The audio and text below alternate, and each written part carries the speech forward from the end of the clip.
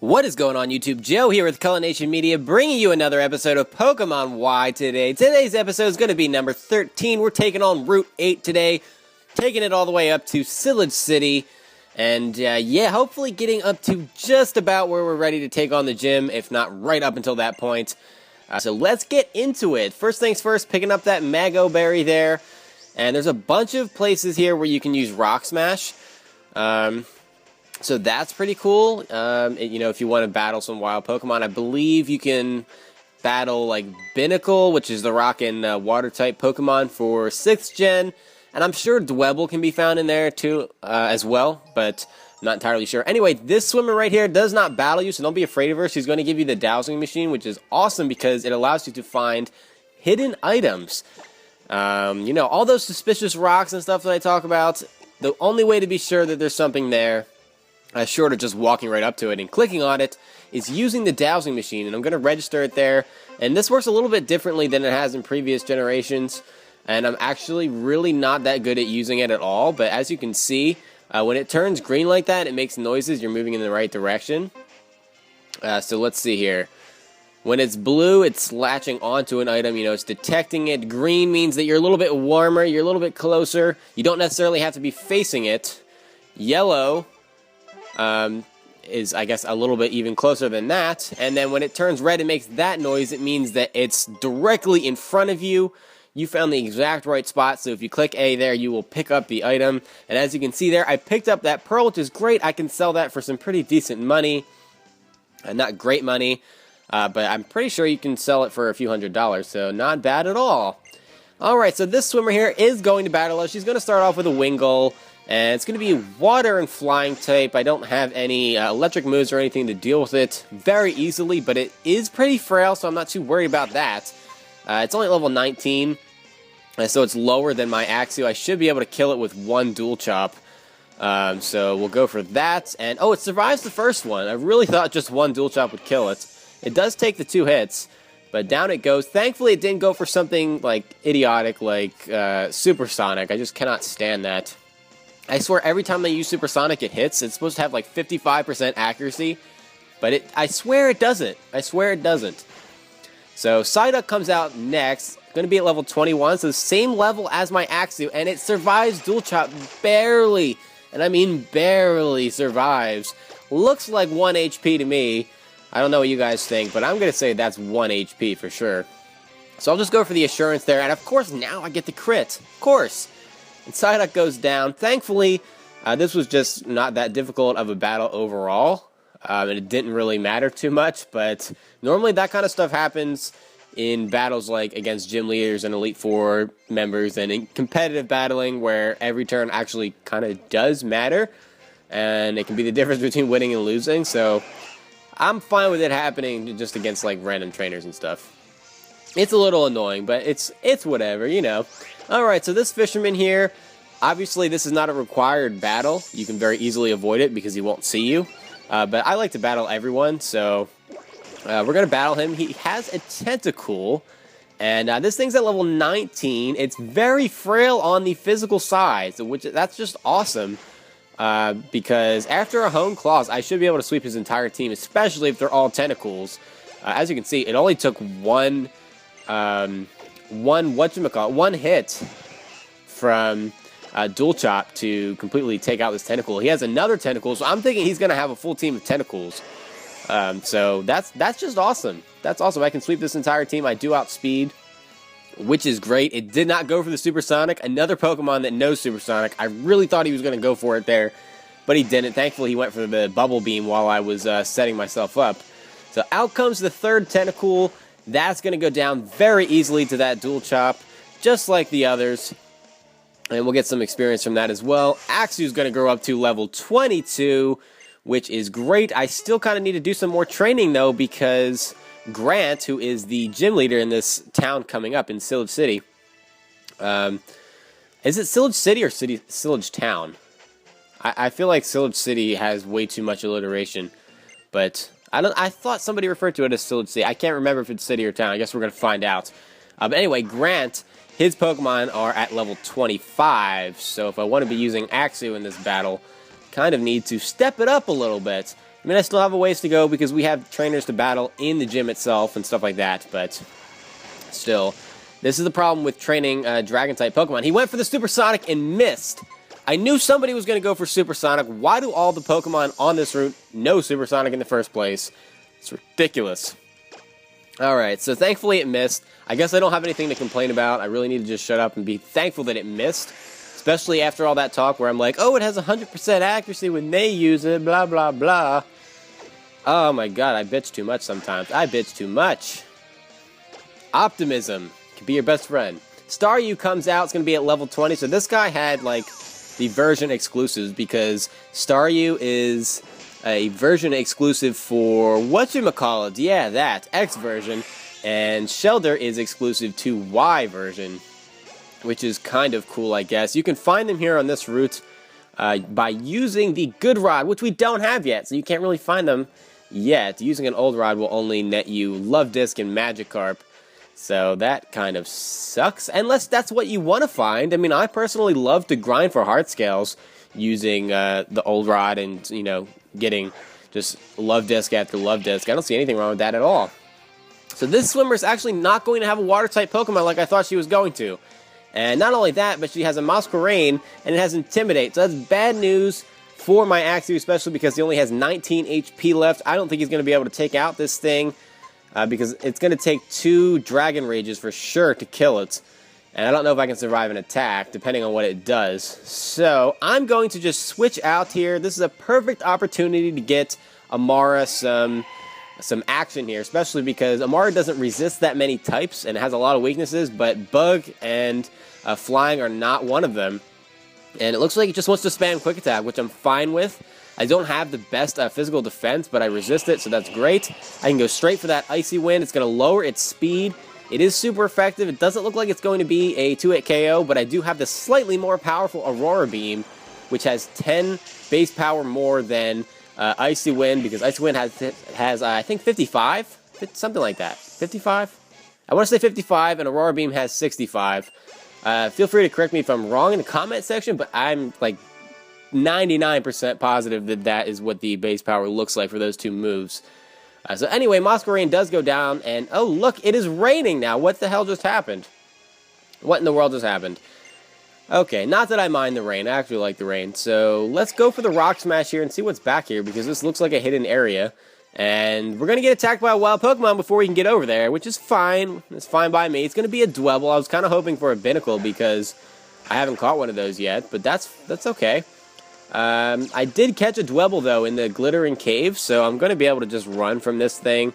They usually have Sturdy. I mean, I know I have Dual Chop, but I don't want to risk missing it and just having it be all annoying and stuff, so whatever. Advanced tips. You can use the move Rock Smash to break rocks and search for items in Pokemon. Okay. Well, I already knew that, so that was a complete waste of time. So into Cyllage City we go, and it is Cyllage City. They do like the alliteration. Looks like there's a hidden item over here somewhere. My dowsing machine was going off. It's probably this rock. Yes, it is an ether, so that will be great to sell because I don't normally use those too much. You know, they just help your PP out, but I don't normally run out of PP. I don't normally even run low on PP, to be honest. So I'm just checking the beach here because usually the beaches are the areas where there's a lot of hidden items. It doesn't appear as though there's anything at all here, which is kind of strange, but, you know, that's fine.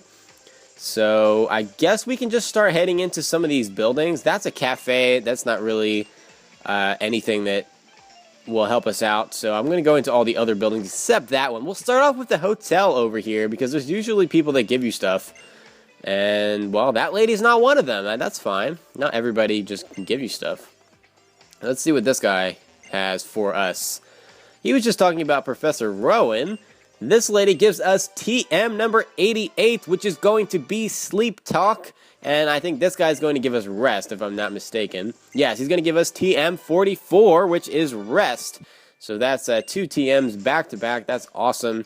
Rest and Sleep Talk is a great strategy. It's even better with, you know, a Chesto Berry. Or I guess not, because Sleep Talk, you can't really use it with a Chesto Berry, but whatever. Rest and Chestoberry work well together, but Rest and Sleep Talker, it's kind of like a different strategy. I did also get the Destiny Knot from that lady over there, and that's great for breeding, especially with IVs, because it helps you pass down, for sure, 5 out of the 12 possible IVs from the parents. So that is awesome. And yeah, we have Mr. Bonding here, who gives us another O power, and we're really racking up the O powers because we've been getting to a lot of towns lately. At least I feel like we have been. Maybe I'm just making that up, but I feel like we're making some progress with the O powers. So it's still raining, which is cool, I suppose. This is one of those like apparel shops, or a boutique, I guess. I kind of want to buy this red jacket because I'm really tired of the whole blue look, the mono blue tracksuit look. So I'd rather not match. I really would. So let's get the two-tone bag because it's red and I like red. I'm all about red. That's why I will probably keep this hat the entire game because I like the color. So let's see here. How do we even do this? I forget. Okay, let's go to shirt. And it should be in here somewhere because I just bought it new. There we go. Zip jacket. Look at that. It doesn't really match, but it goes and it flows, and that's all that matters. You do not have to match, people. You do not have to be matchy-matchy. It just has to go. There has to be some flow to the colors and the outfit, the textures. You know what I'm saying. And that bag kind of stands out a lot, but I don't know. I don't know. It's really bright compared to the rest of my outfit, so, but if I'm going to have something that pops, there should just be one thing, and what's better than an accessory rather than the whole outfit, right? I should just stop. I should stop talking about this stuff. I don't know why I'm talking like I know what I'm talking about. Okay, so into the house we go, and we're going to take a simple quiz because, yeah, we're like that. Which of the following berries cures confusion? Persim, Aspir, or Pecha? It's going to be Persim, duh. Next question. Swagger raises the target's attack, but it also causes which status condition? Confusion. So that is that, and she's going to give us some Persim berries as a reward for completing the quiz and not being a total moron.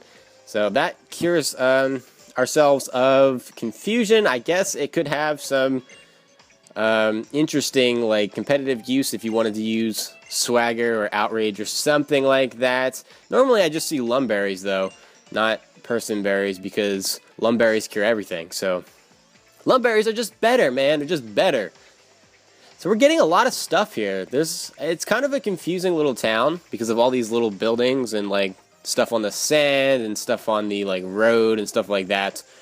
Anyway, this is the bike shop, so we're going to get our bike here. What timing you have, young man? Did you know that you are 10,000 and first customer since we opened shop? 10,001. Yes, lucky you. You are number 10,001. If you had been number 10,000, then you could have gotten a bicycle for free, but as a runner-up, you still get the chance to get a bicycle by answering the quiz correctly. More quizzes. All right. So, do bicycles come in more than one color? Of course they do. Very easy question. As you can see on the racks over there, it's yellow or green, so you need to pick one. I'm pretty sure I've chosen green every single time, and I'm not going to change it this time because I really don't like the look of that yellow bike. It's too much. It looks like I don't know, it looks like a sunflower with wheels. I don't know what I'm talking about. It really doesn't look like that at all, but I guess I'm just trying to justify my decision. I don't have to explain myself to you. Yeah, alright, let's head into this house. I don't think we went in here yet. I don't think we did. Okay, so you're just going to tell us about the GTS. If I remember correctly, this house doesn't give you anything. They just love to talk about trading Pokemon and GTS. And yep, you're just talking about the GTS too. Okay. Well, that's great because the GTS is awesome, but I'm only interested in you if you give me stuff. That's how it works in this game. I need items, and I'm too poor to find them all. Okay, if you have a Pokemon, nothing interesting to say. I think we may have gotten everything that I needed to. Oh, wait, no, never mind. This guy's going to give us a Sachet, and that actually will evolve Spritzy if you give it to it as a, held item and then trade it. So that is pretty cool if you are interested in Aromatisse, the fairy type. I am not, obviously. I did catch a Spritzy, but I don't need to evolve it. At least not right now. I mean, I'm not going to be using it on a team or anything. And I do kind of want to try to use it competitively, though. I feel like it has some potential. It's just a matter of finding what it is. And I mean, it's almost definitely going to be like NU or RU or something, because it's really not that good. But it's pretty bulky, you know, it has access to Wish, so it's kind of interesting. It's an interesting Pokemon for sure. And Fairy typing is not bad at all. Not at all. So in that house next to the Pokemon Center is the Massage House. Massage, I don't know why I said it like that. I am a very strange person. Massage House. And that is for, you know, raising your Pokemon's happiness. You can catch Eevee to the direct north of this town on Route 10. So if you wanted to evolve it into Umbreon or Espeon, that would be a good place to start. Also, if you're training Riolu or Woobat or any of those other Pokemon that require happiness, you know, definitely getting Massage always helps. Interesting that they have Net Balls and Nest Balls and Dusk Balls here. I'm going to buy quite a few of them. Net Balls are great for capturing water and bug-type Pokemon. It's actually better than using an Ultra Ball on them if it's bug or water-type, which is cool. Same thing for Dusk Balls, although it doesn't work on, you know, just specific types all the time. It has to be either nighttime or in a cave to get that extra boost, but it's definitely worth it, and that's why I'm buying them. We are going to be heading into the Reflection Cave coming up in probably like 3 episodes or something like that. So I'll probably get some good use out of it. Now that we did everything, went in all the houses, got all the items, we did all the exploring. Apparently we didn't get all the items. There is one more up here on the, like the slopes somewhere. I don't know if it's anything that we need to get for sure, like, but oh well. Anyway, I'm not going to worry about going to the gym yet. I'm going to head out onto Route 10 and pick up that Ayapa berry. I think that's how you say that. That's one of those berries that confuses you if you don't like it, restores 20 HP, that kind of stuff. But I want to battle a couple of these trainers just to get them out of the way really fast, because I want to be able to just go into the grass and not worry about missing a battle by accident. You know, doing it off screen by accident. Don't want to do that because there are some Pokemon that I want to capture on this route here. Eevee, like I said, is one of them. Eevee's not going to be on our team though. This guy just has a Solosis, so I go for the Assurance, and it's super effective, but he hangs on with just a small sliver of HP, and I feel like this has been happening to me constantly. I don't know what's going on with that, but whatever. Not too bad. He doesn't really attack me with anything the next turn, so that's cool, I guess. Anyway, other Pokemon that you can capture here. Electrike if you're playing Y version. Houndour if you're playing X version. You can also capture Emolga, Hawlucha, Golett, Sigilyph, and there's something else that I'm missing. Snubbull, that's the other one that I wanted to say. So some pretty interesting Pokemon for sure. Yanma and Nosepass are also able to be found here in hordes, which is cool. So if you're interested in a bug Pokemon, Yanmega is a great Pokemon, so highly recommend that. But let's get this trainer out of the way, and that'll be pretty much it, honestly. I think that's all I wanted to do. So this person's going to start off with a Skiploom at level 19. I'm not going to risk the, whatchamacallit, the Hone Claws, just because I'm pretty sure the Skiploom would immediately go for like Sleep Powder, Stun Spore, Poison Powder, Leech Seed, maybe all of them at the same time. I don't even know. I don't want to know. So it goes down very easily to that Dual Chop. Ivysaur and Whiskers are going to grow up to level 27, which is awesome. In comes the Dunsparce next, and I'm just going to stay in here. I think it's still going to be a 2-hit KO, though, because Dunsparce is pretty bulky. It has a decent amount of HP and pretty good defense as well. So I'm going to go straight for that Hone Claws this time. I know it can't do too much to me. It does go for the Pursuit, so that's great that I didn't switch out, or that would have done a pretty good amount of damage, honestly. So let's just go for that Dual Chop now. I've got that attack boost, and it looks like, oh, it is going to be a 1-hit KO after the boost, which is awesome. So Dunsparce goes down, and he gives a lot of experience, too, 589. Azumarill is going to be coming in, and I hit B by accident. Crap, I really needed to switch there. That was a really bad misclick. Damn. Okay, so Water and Fairy in the rain. This isn't good. Actually resists it as far as the, water typing goes, not the fairy typing. I don't know if it has any fairy type moves, though.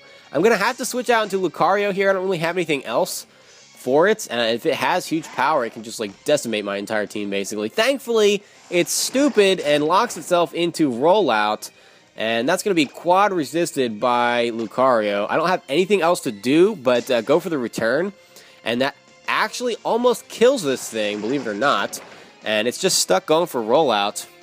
So, crisis averted for sure. Go for that extra return.